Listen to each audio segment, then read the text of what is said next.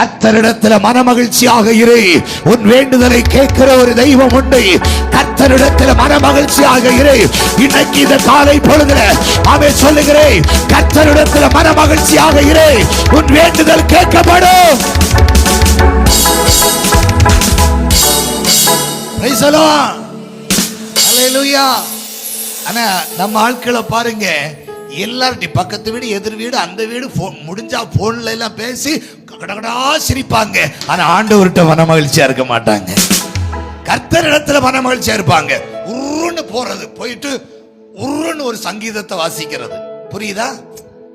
உருன்னு ஒரு சங்கீதத்தை வாசிக்கிறது. வீட்டு ஜபத்துக்கு ஒரு சின்ன பாட்டுல 3 அடி, அப்ப 2 அப்படியே வரும். உடனே பாட்டை நிறுத்துறது. ஆண்டவர்கிட்ட போய் இருந்துட்டு ஒரு மகிழ்ச்சி இல்லை. ஆண்டவரே சோத்திரம், என்னத்த நான் 2 வருஷமா ஜெபம் பண்ணிட்டு இருக்கிறேன், எனக்கு ஒன்றும் வாய்த்தது மாதிரியே இல்லை. உடனே ஜெபத்தை முடிச்சு நாளைக்கு நீ பார்த்துக்கலாம் அப்படின்னு தேவனிடத்துல மன மகிழ்ச்சியே அமே ஸ்தோத்திரம். ஹல்லேலூயா. இல்லை, ஹல்லேலூயா, அமே ஸ்தோத்திரம். வேத புஸ்தகத்துல பாருங்க, தங்களுடைய நெருக்கத்தின் காலங்களிலோ கர்த்தரிடத்துல மன மகிழ்ச்சியாக இருந்தார்கள். அவன் தேவனிடத்துல பாடி துதித்தார்கள். ஆடலும் பாடலோடு கர்த்தரை பாடி துதித்தார்கள். அல்லேலூயா.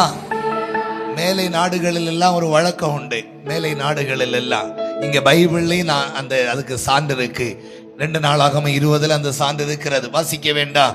அமே ஸ்தோத்திரம். யுத்தம் செய்ய வரும்போது அந்த யுத்தம் செய்கிறதுக்கு முன்னாடி ஆயுதம் அணிந்த ஆடல் பாடல் டீமுகள் இருக்கும். அல்லேலூயா. அமே ஸ்தோத்திரம். என்ன பிரச்சனை வந்தாலும் அங்க என்ன செய்வாங்க?